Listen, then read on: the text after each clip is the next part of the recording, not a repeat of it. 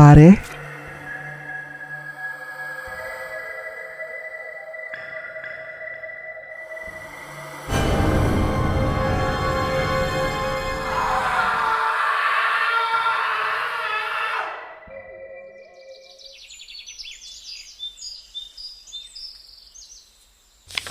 Dahil pasulpot-sulpot ang mga aswang sa lugar namin, kailangan ko mag-aral tungkol sa kanila. Hay, ang dami pala ng mga uri ng aswang. Oo, madami talaga yan. Basta, ang pinaka-importante dyan ay dapat alam mo kung ano ang mga bagay na nakakatalo sa kanila. Kaya ikaw, Andres, basahin mo rin yan.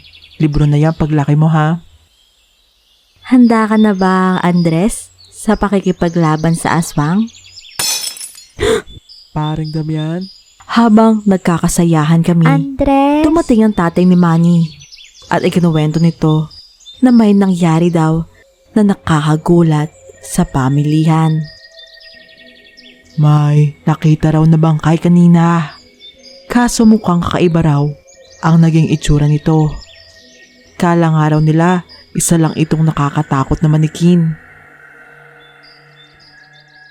Pinuntahan namin kaagad ni Kuya Damian ang lugar kung saan natagpuan ng bangkay. Chief, magandang hapon ho. Pwede po ba naming makita ang bangkay?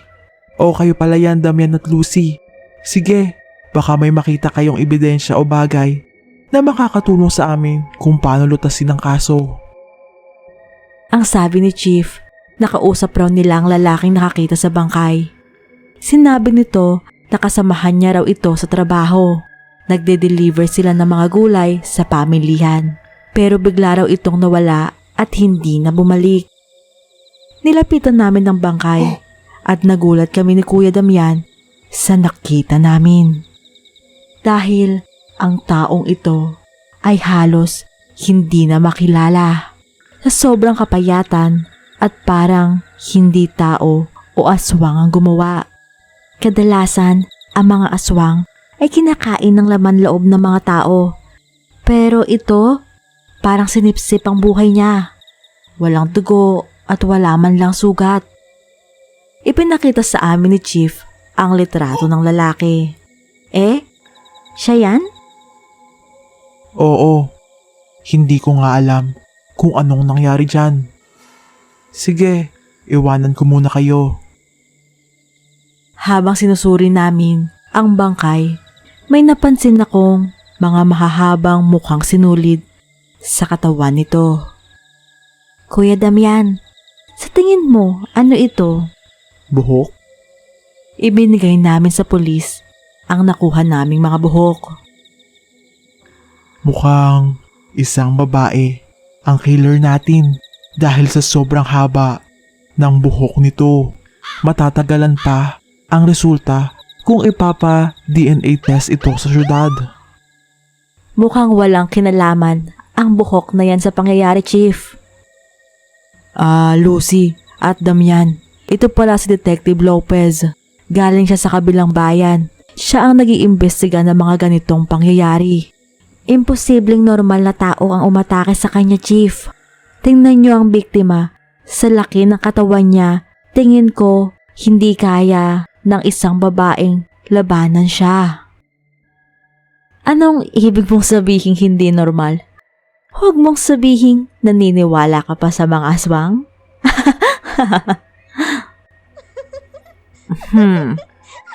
Babaeng mahaba ang buhok? Bigla kong naalala ang nabasa ko sa libro ni tatay. Kuya Damian, kailangan natin bumalik sa bahay dahil parang nabasa ko ito sa libro ni tatay. Pagkarating namin sa bahay, hindi namin makita ang libro. Tiyanak ay isang nilalang na nag-aanyong bata. Nakakatakot naman yan. Kamukha ni Manny. Hoy, huwag kayong maingay. Andres? Bakit kinuha mo yan, Andres, nang hindi nagpapaalam? Bye, Andres. Uwi na kami, Andres.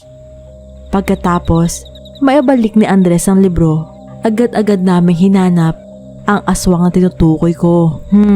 Mahabang buhok. Nasaan na? Sa page 45 po, Tita Lucy. At nakita namin ang hinahanap ko. Ang aswang na mukhang gumawa noon ay kubot. Ang kubot ay pwedeng isang lalaki o babae. Ang babaeng kubot ay mayroong mahabang buhok at ginagamit nila ito na parang galamay ng isang pugita.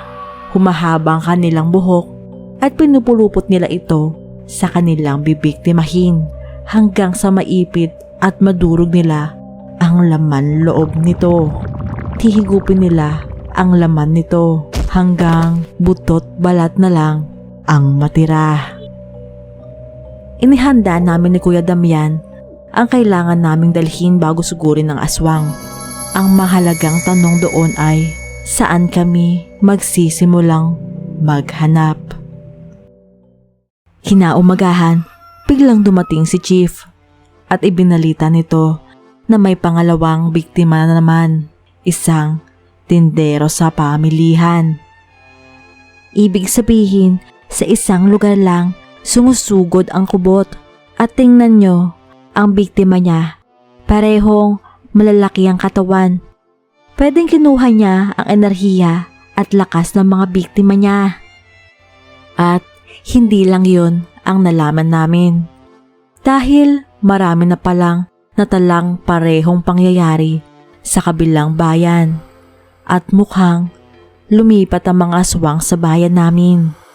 Biglang nagsalita si Chief. Alam ko na kailangan nating pumunta sa pamilihan at magiging pain ako. Bago pa lang magsara ang pamilihan ay nandun na kami upang magmanman. Kailangan nating magmanman kung sino ang may mahabang buhok dito. Yun ang problema. Napakaraming tao ang mahaba ang buhok. Ay, saglit. Nasi-CR ako. Hay. Lucy, tingnan mo yung babae. Ang haba ng buhok niya. Hindi naman siya mukhang aswang, kuya. Hindi pa ako tapos magsalita at sinundan na ni kuya ang babae. Kuya, Ay, pakiabot ito niya ang bang bawang? patatas. Ayoko na, miss. Hindi kuya, abot ko naman po.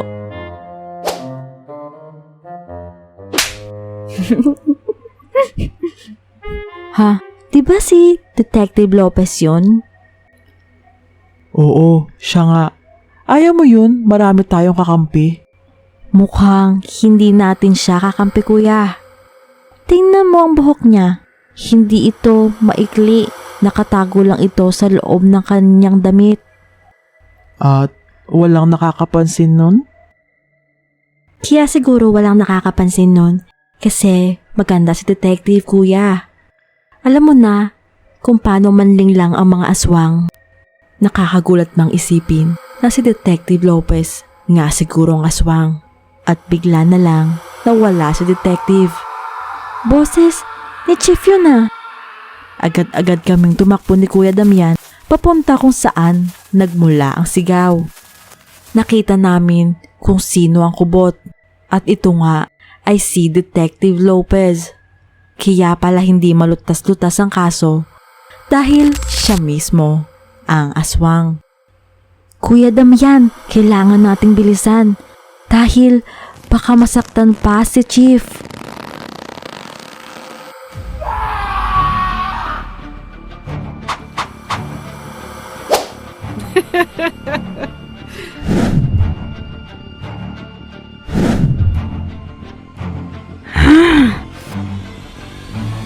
Kuya!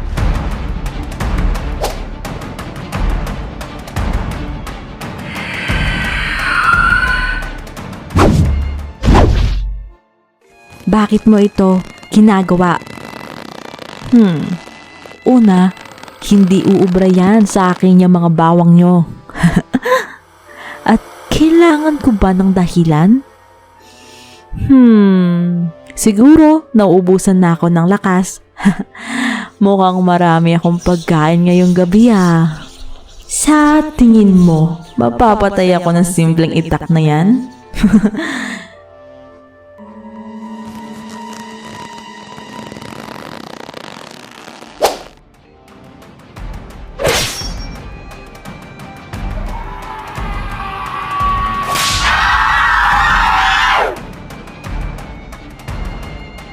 Ito ang sayo, aswang.